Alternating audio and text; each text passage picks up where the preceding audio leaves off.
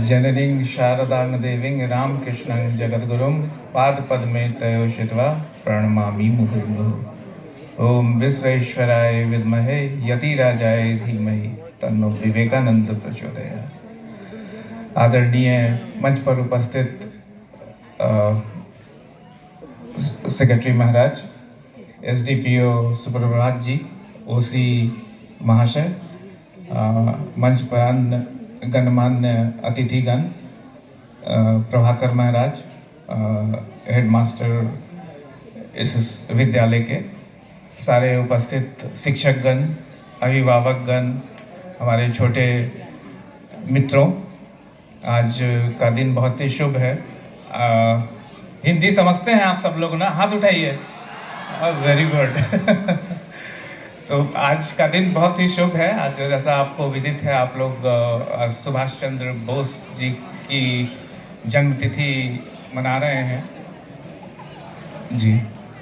और आप सभी को बताया गया है कि सुभाष चंद्र बोस कैसे उनकी जो जीवन शैली थी और उनकी जो विचारधारा थी वो भगवान रामकृष्ण और स्वामी विवेकानंद से प्रभावित थे। वो जब 16 साल की आयु के थे तभी से उन्हें रामकृष्ण भगवान और स्वामी विवेकानंद जी के बारे में पढ़ा था।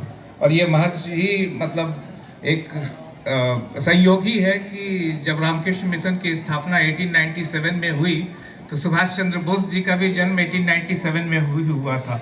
ये एक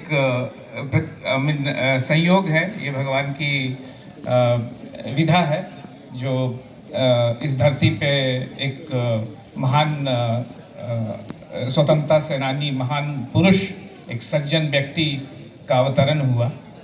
और वो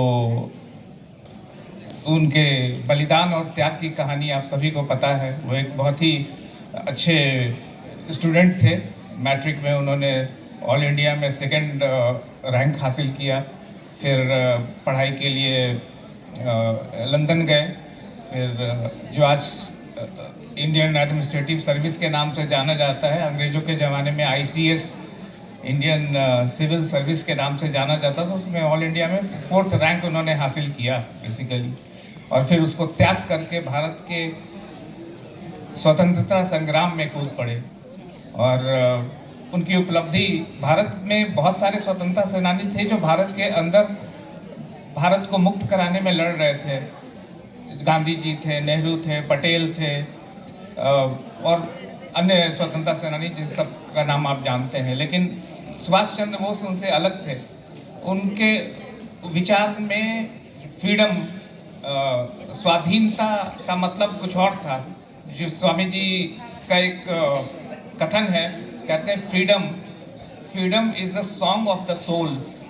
फ्रीडम आत्मा का गान है, संगीत है।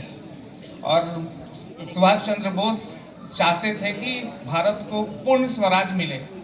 और वो फिर जो भारत ब्रिटिश के शत्रु थे, जापान और जर्मनी, उनसे जाकर उन्होंने हाथ मिलाया और आज़ाद हिंद फौज की स्थापना की। फिर उन्होंने एक सेना एकत्रित की। हालांकि उस समय सेना जितना भी संसाधन था उसके बल पे उन्होंने ब्रिटिशर्स से लड़ाई लड़ी और वो अंडमान एंड निकोबार में को कब्जा करके वहाँ पे भारत का झंडा लहराया। और उन्होंने एक उनसे हमें बेसिकली बहुत सीख मिलती है और एक वीरता का उदाहरण है वो। भारत सरकार ने 2021 में सुभाष चंद्र बोस की जन्म तिथि को पराक्रम दिवस के नाम से मनाना शुरू किया। आज का दिन भारत में भारत सरकार के द्वारा पराक्रम दिवस के नाम से मनाया जाता है। पराक्रम दिवस का मतलब है ब्रेवरी डे। इस वीरता की, इस वीर मानव जो इस धरती पे अवतरित हुए, उनके लिए ये सच में एक बहुत ही महत्वपूर्ण उपलब्धि है। और दूसरी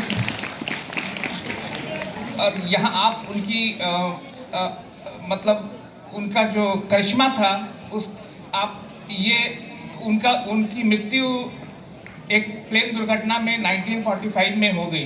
लेकिन आज तक कुछ लोग विश्वास नहीं करते हैं कि उनकी मृत्यु हुई है। वो कहते हैं कि अभी भी सुभाष चंद्र बोस जीवित हैं। तो ये थी मतलब उनकी जो उपलब्धि और उनका करिश्मा।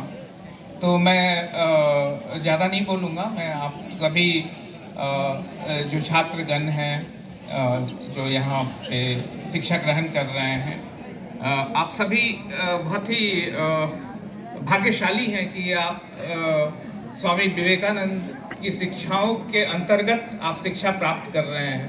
आप सभी लोगों में वो क्षमता है जो सुभाष चंद्र बोस में भी क्षमता थी। आप सभी जो उनकी जो आदर्श हैं, जो निडरता, निर्भयता, एक सिंसियरिटी थी, अगर आप उसके तहत कार्य करेंगे तो आप निश्चित ही वो मुकाम हासिल कर सकते हैं और भारत की सेवा में अपना जीवन दे सकते हैं। तो मैं आप सभी को एक बार और बहुत बहुत धन्यवाद देता हूं और आशा करता हूं कि आप सभी स्वामी जी और सुभाष चंद्र बोस के सपनों का भारत बनाने में अपना महत्वपूर्ण योगदान देंगे। धन्यवाद।